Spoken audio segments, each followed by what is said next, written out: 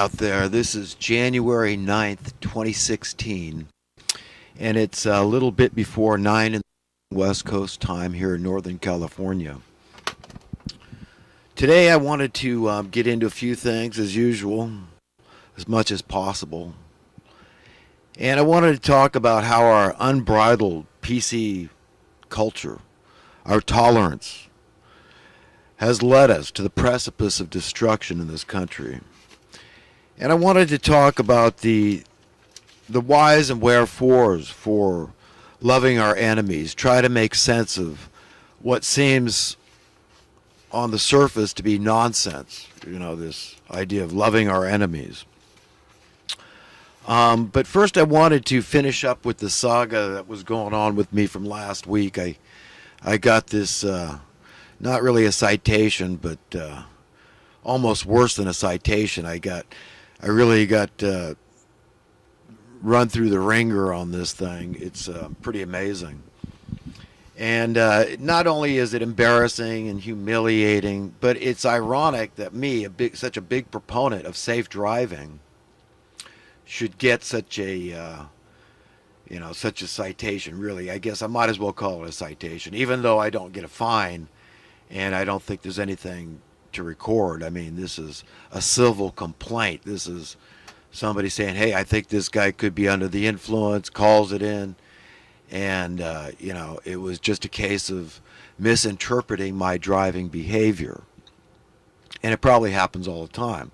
But instead of letting it go at that, the officer had to give me this form. I got this, just the other day I had to retake a driving test, 36. I don't remember the regular driving test being 36 questions. But anyhow, this was a 36 question test, and all the questions were different from anything I've ever seen. And the wording was absurd. Even the tester, the man issuing the test, he agreed that the wording could have been a lot better in this exam, but nevertheless, I passed it. I missed a few of them that were just too off the wall. I just couldn't understand and make any logic of them. But anyhow, I passed that. Took an eye test. I passed the eye test. And first I had to actually go on record. I got recorded to get my side of the story, and he read some things to me and make sure I understood where he's coming from. This was a very serious matter. And I take driving very seriously, and I understand out of an abundance of caution. This is why the system, goes through these things. I don't know I'd do anything the same way, but I mean there is good reason to, try to improve the highways and make them safer for everybody, pedestrians and bicyclists, and the driver. And we have made progress. In this country, the roads have gotten a lot safer. If you look at highway deaths over the years per capita, we've made improvements. I mean, I used to live in Santa Cruz, and I know even as a teenager, I remember Highway 17, which connects Santa Cruz to Los Gatos and the valley, the Silicon Valley, essentially. But this little stretch of highway was taking lives virtually every week. You'd hear these horrific head-on wrecks. And finally, they coughed up the money to put in a center divider, a concrete divider. And, of course, now there's no more head-on wrecks on the highway there. So you understand we've taken measures and made the road safer. The automobiles are safer. They stop better. They steer better. They control and handle better. I'm sure tires have gotten better over the years. So there's a lot of reasons why highways improved. And, the highway patrol being out there and being present, I think, is important. And I've actually written the highway patrols letters of commendation, thanking them for their service just being present out there on the highways. I've got 2 daughters that drive these highways too, and it's not just about their safety. I've told them repeatedly that it's about the safety of the public. So not only do you not want to get hurt out there, you don't want to hurt anybody else. So I get it. But anyhow, the people at the DMV were really nice, and my driving instructor, the fellow that gave me the examiner, not a tester, it's an examiner. When I took a drive with him the other day, we we were talking. He was a friendly fellow, and we were chatting about some things, and what a defensive driver I am, how this was a misinterpretation, and how I was simply straddling ruts in the road, and I veered around the bicyclist, and perhaps I was trying to get the driver's attention behind me because I thought he was following a little close, and I wanted to make sure that he was aware there was a bicyclist. So the whole thing was just a misinterpretation of my driving behavior. But I admitted to the driving instructor that maybe this was for the best, that I was perhaps getting a little cocky, a little playful in my mind. But I pride myself on a few things, but being a safe driver, fully in control of my equipment, is one of those things that I pride myself on. And I hate that word pride, but in 43 years of driving, I have never hurt anybody, and that makes me happy. And I wish everybody could say that, but that's not the case. And people have taken their lives because of having harmed or killed somebody on the highway, whether they're under the influence of anything or not. It's very easy to, hurt somebody, hit and kill a pedestrian or bicyclist, or just a number of things, a number of different scenarios that, you could have to live with, you don't want to have to live with. So I'm very fortunate. And, but this was a reminder to, remain fortunate, and I'm going to drive more like an automaton, let's say. I'm going to drive a lot less conspicuously, let's say. And, end of story. But, I was telling this instructor that, one time there was a little girl, 2, 3, 4 years old, that was playing near the roadway here. And I freaked out, stopped my car, and to see if there was anybody watching this little girl that was between the sidewalk and the gutter on a road that is 25 mile an hour, but people drive 35 and up. So I was very concerned about the welfare of this little girl. So I did some querying, and there was an old couple sitting nearby, and they said, no, it's somebody else's, and they weren't doing anything. So as I recall, I grabbed the little girl by the hand, and they said, well, they live in that apartment complex. And I just started shouting. I went into the complex, and I just started shouting for somebody to come out. And finally, I got the attention of the people. The little girl had gotten out of the house, unlocked the door, and the people were asleep inside their apartment. They're never going to forget this encounter, and the odds are this is never going to happen again. I didn't need to call the CPS on them. But, these people understood that what had happened was not acceptable. Whatever it took to make sure that door stayed locked and that little girl couldn't get out if the mom and dad or whoever was watching them had to take a nap, it just was not acceptable. And everybody in the apartment complex got an earful too. So certainly they were humiliated by the whole incident. But I don't want to have to live with this. I don't want anybody else to have to live with, killing some cute little kid, okay? This is horrible. And down in Santa Cruz some years ago, what happened to me was I had both my daughters in the car. They were maybe 8 and 9, 10, something like that.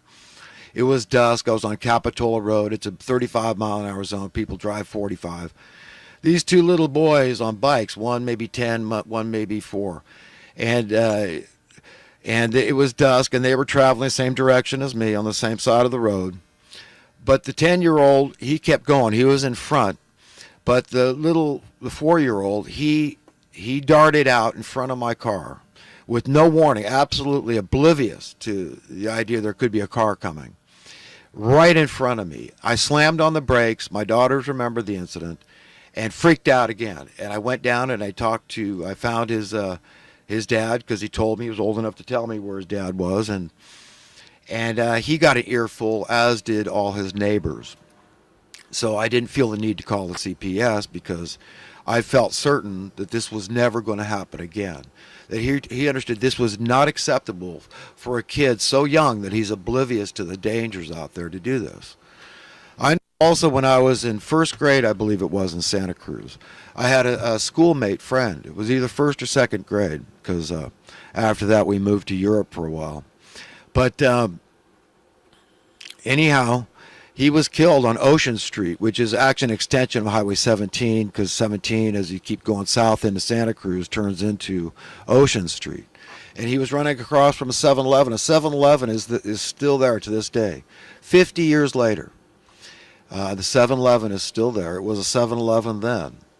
And the little boy got hit and killed running across the street. We're talking about a 7, 8-year-old kid killed, and it was shocking to all my schoolmates. So right away, I was starting to understand that, you take this business of, streets and cars very, very seriously. So anyhow, and one other time when I was 16 in Santa Cruz, I was with my friend cruising around in my 65 Mercury Comet. It was a hot rod, kind of. I used to race around like a jackass quite a bit. It's, but it should be done on a racetrack. But nevertheless, what happened was we were stopped at a spot downtown on the Pacific Avenue Mall, and it was a Prolo Chevrolet at that time, and that place has been demolished for decades now. Nobody's rebuilt. It's a very highly traveled corner right in downtown Santa Cruz, the south end of the Pacific Garden Mall. And but it was a Prolo Chevrolet then, and I was stopped at a ramp coming down one way from toward the boardwalk, the beach boardwalk area. Tim was fiddling with a tape in my glove compartment, cassette tape. And I was stopped at a crosswalk, looking left, looking right, see a car coming, and see a man crossing the street. Figure, well, he'll get across the street before the this car comes upon him, or they're going to stop, whatever. I didn't think anything was going to happen, but sure enough, this car hit the pedestrian. The pedestrian hit the grill and bounced off the windshield and was thrown forward probably approximately 70 feet or so. And he was laying in a crumpled up mess and not far from in front of me. And it was very traumatic. I said, "Oh God, Tim, tell me I didn't see what I saw." He popped his head up and said, "Oh, you sure did." And I freaked out. And I ran to a payphone. Nobody had any cell phones back in 1974, 75. But I ran to the payphone, put my dime in, called 911. I didn't need to put a dime in onto my Binocs, but anyhow, not when you're calling 911. But anyhow, please come out and take a report. This young couple apparently had hit him. They were in shock, you can imagine. And, of course, if they had been drinking or anything, they would have been arrested. But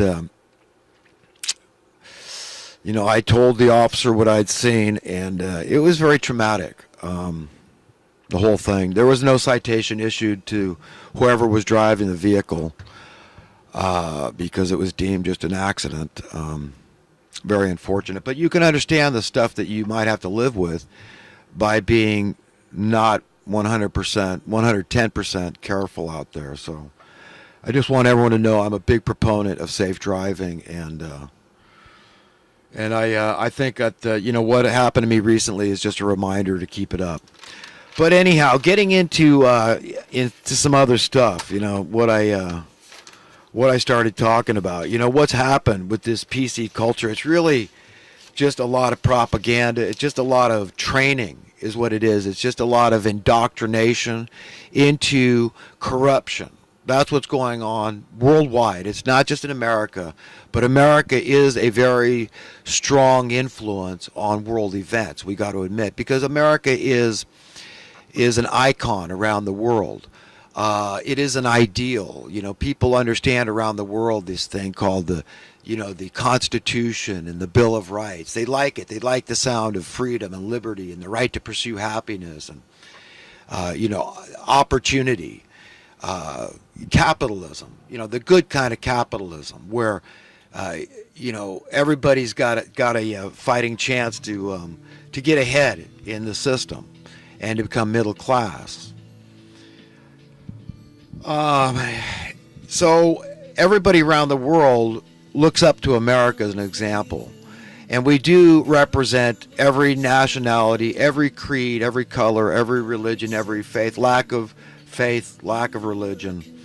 We embrace everybody. We're very tolerant people. But if tolerance reaches a point that we're doing a grave disservice to those we're tolerating the nonsense from, then we have an obligation to not be tolerant, essentially to say, look, you're calling me judgmental for not being tolerant, but now what does that say about you?